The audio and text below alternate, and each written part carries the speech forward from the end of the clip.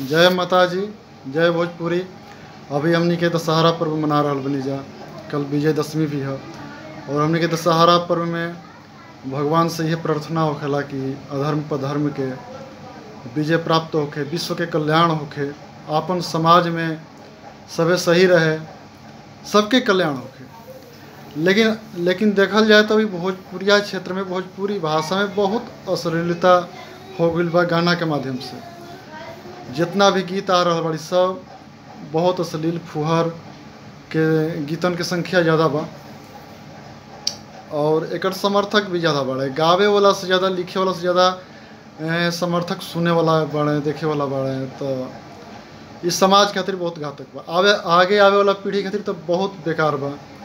काहे कि हमनी के आगे आवे वाला पीढ़ी यह देखी, यह सुनी और यह करी तो फिर बहुत बेकार बा। काहे कि जे भी गावता गलत गीत वो तो रातों रात मतलब कि बहुत सारा पैसा कमा लेता, लाखों रुपया कमा लेता, बढ़िया गाड़ी पे चलता, बढ़िया रेस्टोरेंट में रहता, बढ़िया लोग से जान पहचान भी होकर उठ बैठ भी हो जाता। ऐसा बात नहीं है कि फुहर लोग से ही जान पहचान बा जो फुहर गावे वाला बा। हाँ, लेकिन एक बात बा, अगर देखल जाए तो आंतरिक रूप से मानसिक रूप से अश्लीलता सबके अंदर नहीं है। काहे कि जे भी सपोर्ट करे वाला लोग बा, अश्लील के जे सपोर्ट करता, जे अश्लील गायक के सपोर्ट करता, वो लोग भी अश्लीलता के नहीं मानत। एकदम एक प्रूफ बा, जिससे कि गाना बाजता, टेप रिकॉर्डिंग बाजता, तब तक तो चल ठीक बा, चलता।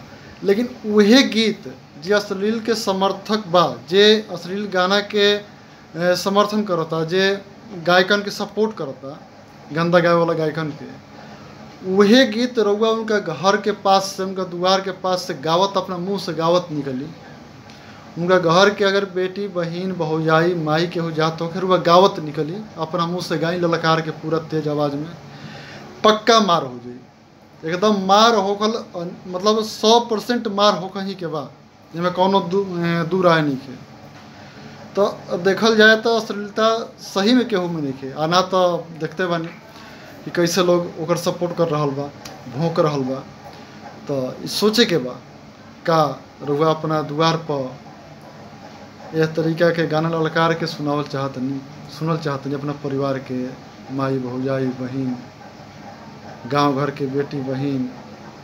अब बेटी बहन ही का है, छोट भाई, बड़ भाई, चाचा, बाबा, बाबूजी, सबके से आदमी के तो सोची, अश्लील के बहिष्कार करी, रउआ ना सुनब, खुद बंद हो जाई, शुद्ध समाज हो जाई, आगे वाला पीढ़ी सही रही। धन्यवाद।